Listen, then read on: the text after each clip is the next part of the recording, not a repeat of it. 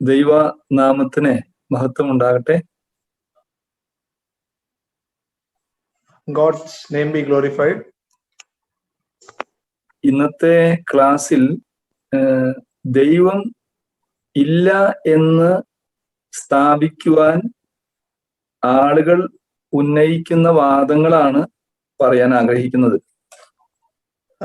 Today we will be discussing about the arguments that atheists make to say that God doesn't exist. ഇതുവരെ ദൈവം ഉണ്ട്, ദൈവത്തിന്റെ ആസ്തിക്യത്തെ കുറിച്ചുള്ള വാദമാണ് നാം ചിന്തിച്ച് വന്നിരുന്നത്. Till now we were discussing about the arguments that prove the very existence of God. എന്നാൽ ദൈവം ഇല്ല എന്ന് പറയുന്ന വാദങ്ങളും നാം അറിഞ്ഞിരിക്കേണ്ടത് ആവശ്യമാണ്. But it is necessary that we also should know the arguments that says that God doesn't exist. ഏകദേശം 7 arguments ആണ് ദൈവം ഇല്ല എന്ന് സ്ഥാപിക്കുവാൻ ആളുകൾ ഉദ്ധരിക്കുന്നത്. So there are total number of 7 arguments that are used by atheists to say that God doesn't exist. ഒന്ന് നിരീശ്വരവാദം. The common one is atheism. ദൈവം ഇല്ല എന്ന് ഉറച്ചു വിശ്വസിക്കുന്നവരുണ്ട്. There are people who plainly reject and deny God. അതുപോലെ ദൈവം ഇല്ല എന്ന് ഹൃദയത്തിൽ വിശ്വസിക്കുന്നവർ മാത്രമല്ല, പരസ്യമായിട്ട് വേദികളിൽ ദൈവാസ്തിക്യത്തെ നിഷേധിക്കുന്ന ആളുകളുണ്ട്. There are people who thinks that God doesn't exist, and also there are people who publicly declare that or try to prove that God doesn't exist. ഇങ്ങനെ നിരീശ്വരവാദികളിൽ തന്നെ പല തരത്തിലുള്ള ആളുകളുണ്ട്. So there are different types of atheists in the world. അതേക്കുറിച്ചൊക്കെ കൂടുതലായിട്ട് നമുക്ക് വായിക്കാൻ കിട്ടും. ഓൺലൈനിൽ നോക്കിയാൽ അനേക ആളുകൾ, വലിയ വലിയ ശാസ്ത്രജ്ഞന്മാർ, ഇവരൊക്കെ ദൈവം ഇല്ല എന്ന് വാദിക്കുകയും അതിനെ ഉപോത്പലകമായി നിരത്തുന്ന തെളിവുകളും നമുക്ക് വായിക്കാനായിട്ട് കിട്ടും ഓൺലൈനിൽ. There are a lot of materials that we find online and even through books where we can find that a lot of people, even including many big scientists and readers, thinkers, who take this position saying that God doesn't exist. അതാണ് നിരീശ്വരവാദം. So this is mainly called as atheism. രണ്ടാമതായി ഉള്ള വാദത്തെയാണ് അജ്ഞാനവാദം എന്നാണ് അതിനെ വിളിക്കുന്നത്.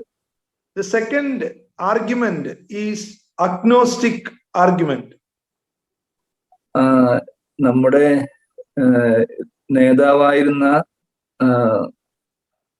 നെഹ്റു ഒക്കെ അജ്ഞാനവാദി ആയിരുന്നു. Our very leader, one of our leaders, Nehru, was also supporting this view. അതെന്താണെന്ന് ചോദിച്ചാൽ, ദൈവം ഒരു പക്ഷെ ഉണ്ടായിരിക്കാം, പക്ഷേ നമുക്ക് ദൈവത്തെ ശാസ്ത്രീയമായി കണ്ടുപിടിക്കാൻ സാധിക്കയില്ല. So the argument is like this: there could be a God, but we cannot have knowledge about him, or we cannot prove his existence. നമുക്ക് ദൈവത്തെ അറിയാനായിട്ട് സാധിക്കയില്ല. We cannot know God. അതുകൊണ്ട് അറിയാത്ത കാര്യം അറിയാതെ തന്നെ അറിയില്ല എന്ന് സമ്മതിക്കുന്നതാണ് ഉത്തമം. അതാണ് അജ്ഞാനവാദം. So agnostic view is saying that we cannot know God, so there is no point of trying to know God. മൂന്നാമതായിട്ട് ദൈവത്തെ നിഷേധിക്കുന്ന വാദങ്ങളിൽ ഒന്നാണ് പരിണാമവാദം. Okay, now thirdly, one of the important argument that they make is the argument of evolution. നമുക്കറിയാം അത് Charles Darwin ആണ് അതിന്റെ ഉപജ്ഞാതാവ്. And it was propagated by the famous Charles Darwin. അതായത് ഒരു വലിയ സ്ഫോടനത്തിൽ നിന്ന് ഭൂമിയിലേക്ക് സമുദ്രത്തിലേക്ക് പതിച്ച ഒരു ജീവന്റെ കണിക.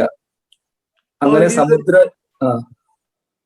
result of a life that started when the Big Bang happened. തുടർന്ന് സമുദ്രജീവികൾ ഉണ്ടായി, പരിണാമം പ്രാപിച്ച് അത് ക്രമേണ ഉഭയജീവികളായി മാറി. And then the sea creatures started to exist, and then thereby from there it got transformed into the land creature. So that's how it goes. അങ്ങനെ ഒടുവിൽ കുരങ്ങനുണ്ടായി, കുരങ്ങിൽ നിന്ന് മനുഷ്യനുണ്ടായി. And at the end there was monkeys, and from monkeys human beings came into existence. അതാണ് പരിണാമവാദം. So that is the overall idea about evolution. അതിനെ ഖണ്ഡിച്ച് അനേക പുസ്തകങ്ങൾ നമുക്ക് വിപണിയിൽ വാങ്ങിക്കാൻ കിട്ടും. So there are a lot of books that talks about it. Professor H ഈനോക്ക് എന്ന് പറയുന്ന ഒരു വിശ്വാസി, ഒരു ശാസ്ത്രജ്ഞൻ ഇതിനെ സംബന്ധിച്ച് നല്ല ഒരു പുസ്തകം എഴുതിയിട്ടുണ്ട്.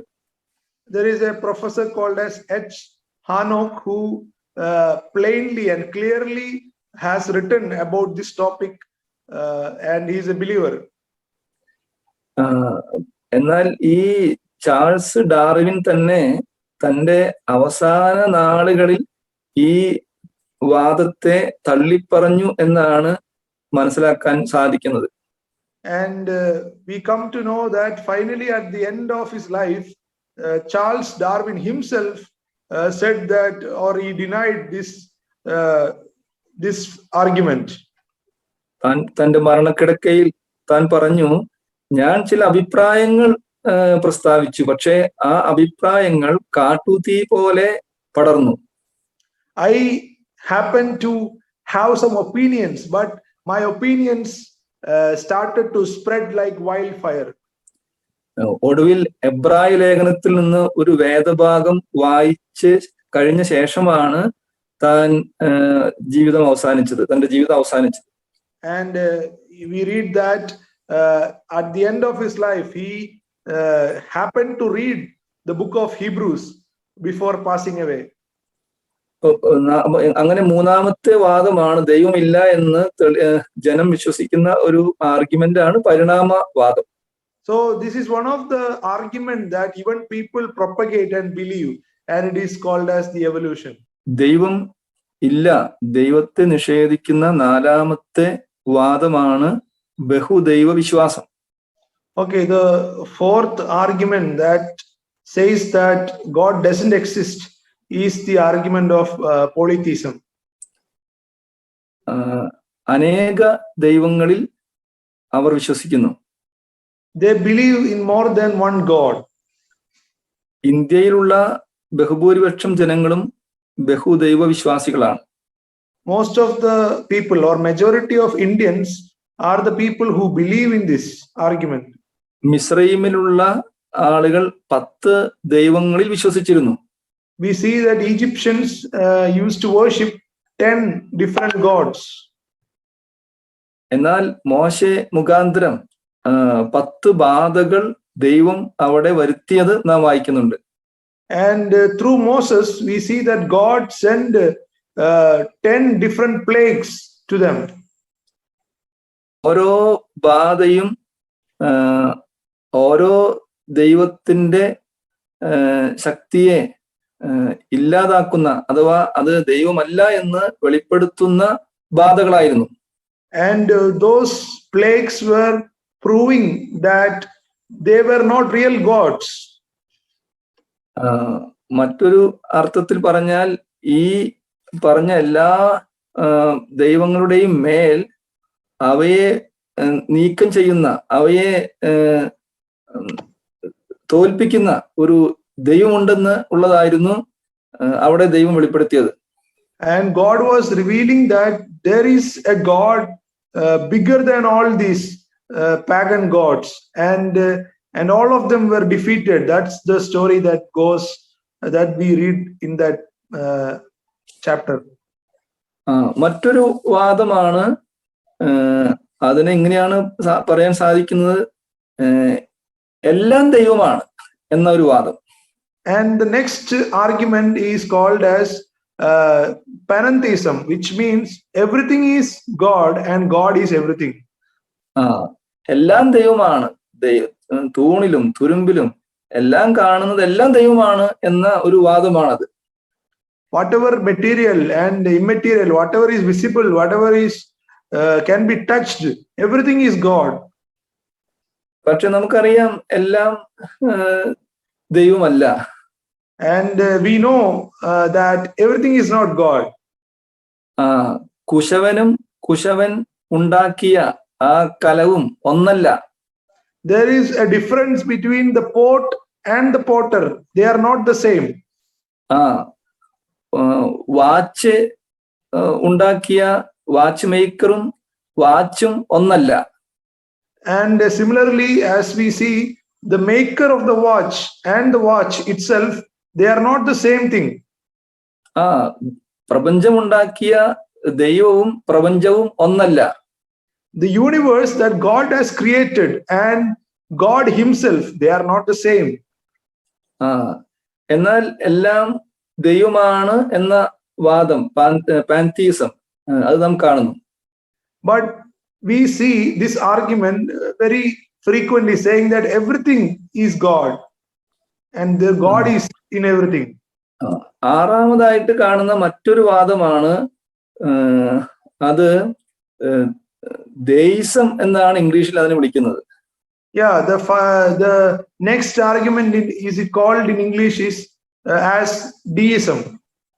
അത് വളരെ രസകരമായിട്ടുള്ള ഒരു ആർഗ്യുമെന്റ് ആണ്. And it's a very funny argument. ദൈവം ഒരു വ്യക്തിയല്ല. God is not a person. വ്യക്തിയല്ലാത്ത ഈ ദൈവം അഥവാ ഈ ശക്തി ലോകത്തെ സൃഷ്ടിച്ചു. The power that is not a person created this world.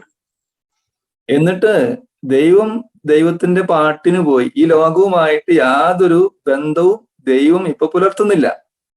And they say that this power or that they call God left this world, abandoned this world and went on his way.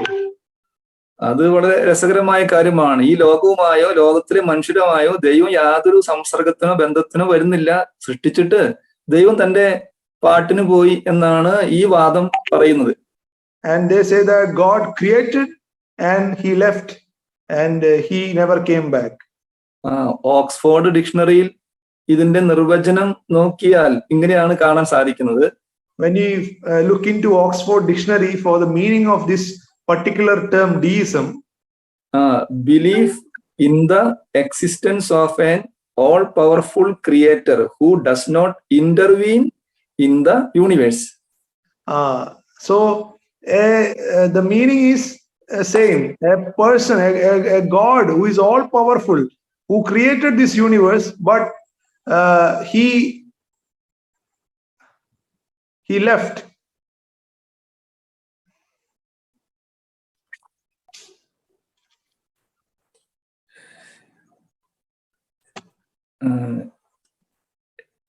ഏഴാമതായിട്ട് കാണുന്ന കാര്യമാണ്, അതിന് മലയാളത്തിൽ ഏകാത്മവാദം എന്നാണ് വിളിച്ചിരിക്കുന്നത്. And the next thing that we read in the argument section is single souled person. അതിന്റെ വിശദീകരണം എന്താണെന്ന് ചോദിച്ചാൽ, ജീവാത്മാവും പരമാത്മാവും അത് ഒന്നാണ് എന്ന് പറയാം. അതുകൊണ്ട് ഞാനാണ് ദൈവം, ദൈവമാണ് ഞാൻ, രണ്ടും ഒന്നാണ് എന്നുള്ള ഒരു ആശയം. It's a complicated argument saying that I am God and God is me. ശങ്കരാചാര്യരൊക്കെ ഈ അതിന്റെ ഉപജ്ഞാതാവായിട്ട് അല്ലെങ്കിൽ അതിന്റെ ഫോളോവർ ആയിട്ട് നാം കാണുന്നുണ്ട്. We find that the Shankaracharya, who is a great person, he also was a follower of this particular argument. അതായത് പരമാത്മാവ് അഥവാ സുപ്രീം ബീയിങ്, ജീവാത്മാവ്, ഇൻഡിവിജ്വൽ സോൾ, അത് are one and the same, അത് ഒന്നാണ്, അത് വ്യത്യാസമില്ല എന്നാണ് അവർ അവകാശപ്പെടുന്നത്.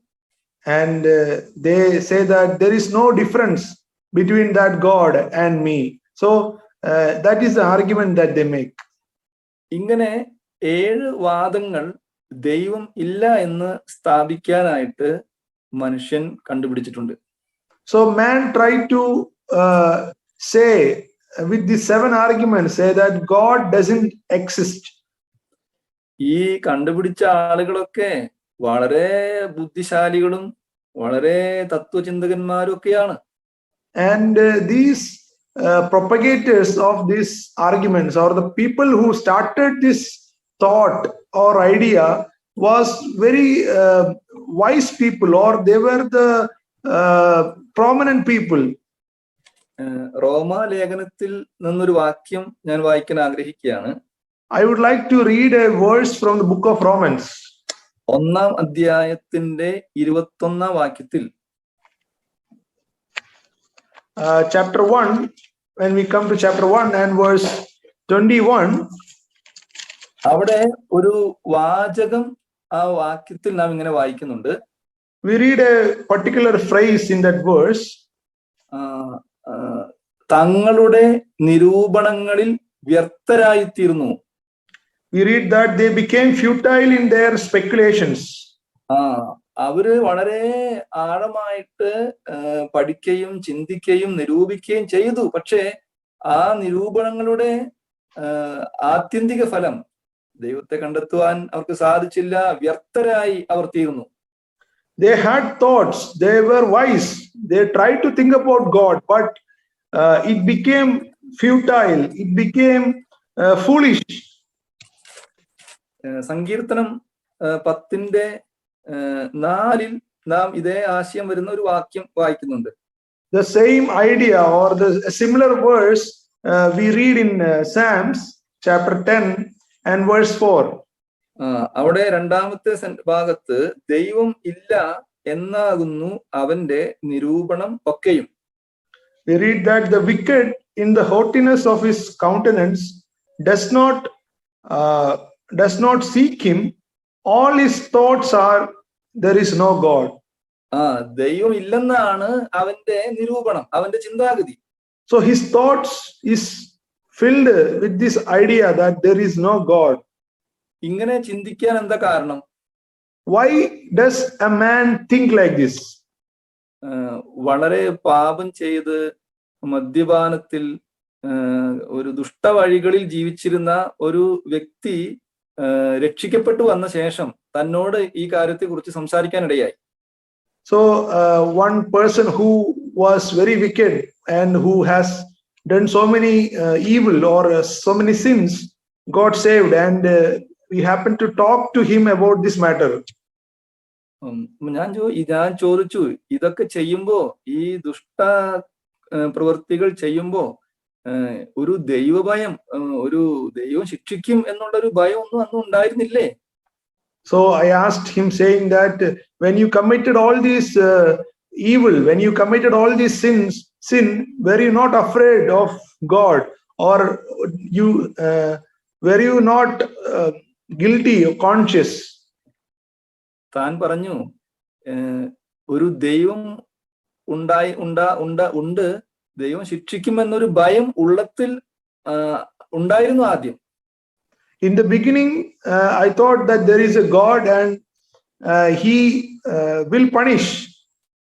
അതുകൊണ്ട് ആദ്യത്തെ ദുഷ്ടകൃത്യം കഴിഞ്ഞിട്ട് എന്താണ് ശിക്ഷാവിധി ദൈവം തരാൻ പോകുന്നത് എന്ന് കാത്തിരുന്നു.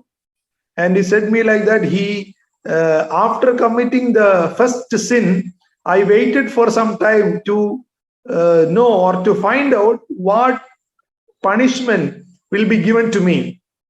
ഒരാഴ്ച കഴിഞ്ഞു, ഒരു പണിഷ്മെന്റും വന്നില്ല.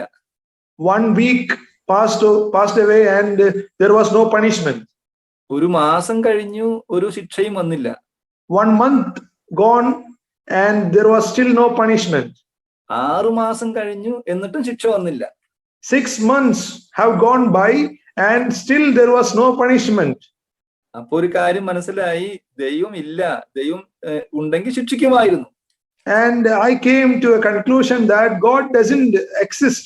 If there was a God, he would definitely punish me. അങ്ങനെയാണ് താൻ പാപം ചെയ്യാൻ, ദുഷ്ടത ചെയ്യാനായിട്ട് തുടങ്ങിയത്. And he said that this is how I started or began to go in this evil way. ദൈവം അവൻ പ്രതീക്ഷിച്ച സമയത്ത് ശിക്ഷിച്ചില്ല. അതുകൊണ്ടാണ് അങ്ങനെ ദൈവം എന്നൊരു വ്യക്തി ഇല്ല എന്ന് ആ വ്യക്തി വിശ്വസിക്കാനിടയായത്. So he thought what he thought or his logic did not work out. So he began to think that God doesn't exist. സഭാപ്രസംഗിയുടെ പുസ്തകത്തിൽ ഈ സംബന്ധമായിട്ടൊരു വാക്യമുണ്ട്. There is a verse in the book of Ecclesiastes about this. 8-ാം അധ്യായം 11-ാമത്തെ വാക്യം. Chapter 8 verse 11. അവിടെ ഇങ്ങനെ വായിക്കുന്നത്, ദുഷ്പ്രവർത്തിക്കുള്ള ശിക്ഷാവിധി തൽക്ഷണം നടക്കായിക കൊണ്ട് മനുഷ്യർ ദോഷം ചെയ്യുവാൻ ധൈര്യപ്പെടുന്നു.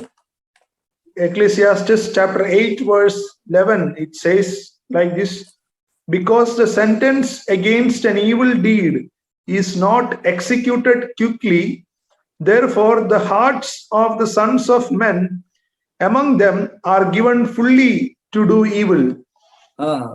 തൽക്ഷണം ശിക്ഷാവിധി വരുന്നില്ല, അതുകൊണ്ടാണ് പലരും ദൈവം ഇല്ല എന്ന് തന്നെ പറയാൻ സംഗതിയാകുന്നത്.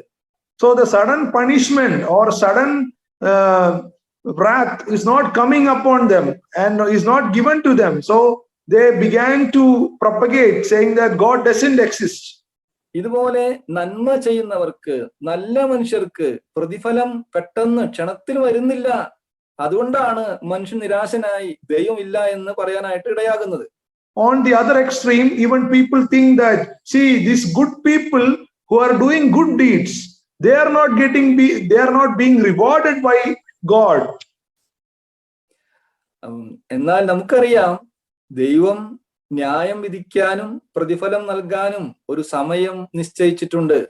But you and me knows that God has already prepared a particular day or particular time to judge the righteous and the wicked. 94-ാം സങ്കീർത്തനം വായിക്കുമ്പോൾ, when we come to Psalm 94, അതിന്റെ 8 മുതൽ 2 വാക്യം ഇങ്ങനെയാണ്. 8-ാം വാക്യം, from Psalm 94 and from verse 8 onwards, ജനത്തിൽ മൃഗപ്രായരായവരെ ചിന്തിച്ചുകൊള്ളുവിൻ, ഭോഷന്മാരെ നിങ്ങൾക്ക് എപ്പോൾ ബുദ്ധി വരും. pay heed, you senseless among the people, and when will you understand, stupid ones? ചെവിയെ നട്ടവൻ കേൾക്കയില്ലയോ? He who planted the ear, does he not hear? കണ്ണിനെ നിർമ്മിച്ചവൻ കാണുകയില്ലയോ? He who formed the eye, does he not see? അപ്പൊ ദൈവം എല്ലാം കാണുകയും കേൾക്കുകയും ചെയ്യുന്നുണ്ട്. So God does hear, God does see everything. എന്നാൽ ദൈവം ന്യായവിധിക്കായും പ്രതിഫലങ്ങൾ പ്രാപിക്കാനായും ഒരു തക്ക സമയം നിശ്ചയിച്ചിട്ടുണ്ട്. But he has kept a particular time for judgment, particular time for rewarding the righteous. 1 കൊരിന്ത്യർ 1-ാം അധ്യായം 21-ാമത്തെ വാക്യം വായിക്കുമ്പോൾ, when we come to the 1 Corinthians chapter 1 and verse 11, verse 21-ാമത്തെ വാക്യം, verse 21, അവിടെ ഇങ്ങനെയാണ് കാണുന്നത്, ദൈവത്തിന്റെ ജ്ഞാനത്തിൽ ലോകം ജ്ഞാനത്താൽ ദൈവത്തെ അറിയായിക കൊണ്ട് എന്ന് നാം വായിക്കുന്നു. we read that, for since the in the wisdom of God, the world did not know. ലോകത്തിലെ മനുഷ്യർ അവർക്കുള്ള ജ്ഞാനം കൊണ്ട് ദൈവത്തെ അവർക്ക് മനസ്സിലാക്കാനോ കണ്ടുപിടിക്കാനോ അനുഭവിക്കാനോ സാധിച്ചില്ല. So the people of the world, by the help of the wisdom of this world, were helpless in finding this God. അതുകൊണ്ട് ദൈവം ആ മാർഗം തന്നെ നീക്കിക്കളഞ്ഞു. ദൈവം നാം വായിക്കുന്നത് പ്രസംഗത്തിന്റെ ഭോഷത്വത്താൽ ജനത്തെ രക്ഷിപ്പാൻ ദൈവത്തിന് പ്രസാദം തോന്നി. And we read that God was well pleased through the foolishness of the message preached to save those who believe. നാം ജ്ഞാനം കൊണ്ട് ദൈവത്തെ കണ്ടുപിടിക്കാനോ ആത്മരക്ഷ പ്രാപിക്കാനോ സാധിക്കയില്ല. By our own intellect or our own wisdom, we can never find God. മഹാജ്ഞാനിയായ ശലോമോനെ വിജയകരമായ ഒരു ജീവിതം നയിക്കുവാൻ അവന്റെ ജ്ഞാനം കൊണ്ട് സാധിച്ചില്ല. We see that the wisest man on who ever lived, Solomon, could not lead a proper life based on his wisdom of this world. എന്നാൽ യോസേഫിന് ദൈവഭയം ഉള്ളതുകൊണ്ട് അവന് വിജയകരമായ ഒരു ജീവിതം നയിക്കുവാൻ സാധിച്ചു എന്നുള്ളത് നാം ഉൽപ്പത്തി പുസ്തകത്തിൽ കാണുന്നു. But whereas when we look about Joseph, who feared God, was able to lead a life that pleased God. അതുകൊണ്ട് ദൈവമില്ല എന്ന് പറയുന്ന ആ സിദ്ധാന്തങ്ങളിൽ കുടുങ്ങി നമ്മുടെ ആത്മീക ജീവിതം നഷ്ടപ്പെടുത്തരുത്. So we should not entangle ourselves in these arguments and say that God doesn't exist. അനേക വിശ്വാസികൾ, നല്ല വിശ്വാസികൾ ഈ ലോകജ്ഞാനത്തിന്റെ പുറകെ പോയി വിശ്വാസം തള്ളിക്കളഞ്ഞവരായിട്ടുണ്ട്. There are many believers who are true believers went away from the faith because they went after the world and worldly knowledge. ഒരു വാക്യമായിട്ട് അവസാനം അതുകൊണ്ട് തിമത്തിയോസിനോട് പൗലോസ് ശ്ലീഹ പറയുമ്പോൾ, so when Paul is saying his final words to Timothy, first Timothy 1 തിമോത്തിയോസ് 6-ാം അധ്യായത്തിന്റെ 20-ാം വാക്യം, we read that in 1 Timothy chapter 6 verse 4, 20-ാമത്തെ വാക്യം, അല്ലയോ തിമത്തിയോസേ, നിന്റെ പക്കൽ ഏൽപ്പിച്ചിരിക്കുന്ന ഉപനിധി കാത്തുകൊണ്ട് ജ്ഞാനം എന്ന് വ്യാജമായി പേർ പറയുന്നതിന്റെ ഭക്തിവിരുദ്ധമായ വൃഥാലാപങ്ങളെയും തർക്കസൂത്രങ്ങളെയും ഒഴിഞ്ഞു നിൽക്ക. 21-ാം വാക്യം, ആ ജ്ഞാനം ചിലർ സ്വീകരിച്ച് വിശ്വാസം വിട്ട് തെറ്റിപ്പോയിരിക്കുന്നു. Okay, we 1 Timothy chapter 6 verse 20 and 21, we read that, O Timothy, guard what has been entrusted to you, avoiding worldly and empty chatter and the opposing arguments of what is falsely called knowledge, which some have professed and thus gone astray from the faith. ഇത് അന്ത്യകാലത്ത് സംഭവിക്കുമെന്ന് വചനം പറഞ്ഞിട്ടുണ്ട്. അതുപോലെ തന്നെ ചില ആളുകൾ വിശ്വാസം വിട്ട് തെറ്റിപ്പോയതായിട്ട് നാം കാണും. So we find here in the Bible and in our practical life that there are people who went away from God's from the faith because they went after the knowledge. അതുകൊണ്ട് ഈ കണികളിൽ ഒന്നും കുടുങ്ങിപ്പോകാതെ, ഈ വാദങ്ങളിൽ നാം അകപ്പെട്ടു പോകാതെ, കർത്താവ് തനിക്കുള്ളവരെ കാത്ത് സൂക്ഷിക്കുകയും നാം കർത്താവിന്റെ ശക്തിയും കർത്താവിന്റെ ജ്ഞാനവും പ്രാപിച്ച് മുൻപോട്ട് ജീവിക്കുവാൻ, വിജയകരമായി ജീവിക്കുവാൻ കർത്താവ് നമ്മെ സഹായിക്കുകയും ചെയ്യുമാറാകട്ടെ. But let us not entangle ourselves in these foolish arguments, or let us not be trapped in this foolish worldly arguments saying that God doesn't exist, but let us continue in our faith. ഈ വാക്യങ്ങളാൽ കർത്താവ് നമ്മെ സഹായിക്കട്ടെ. May the Lord help us with these words.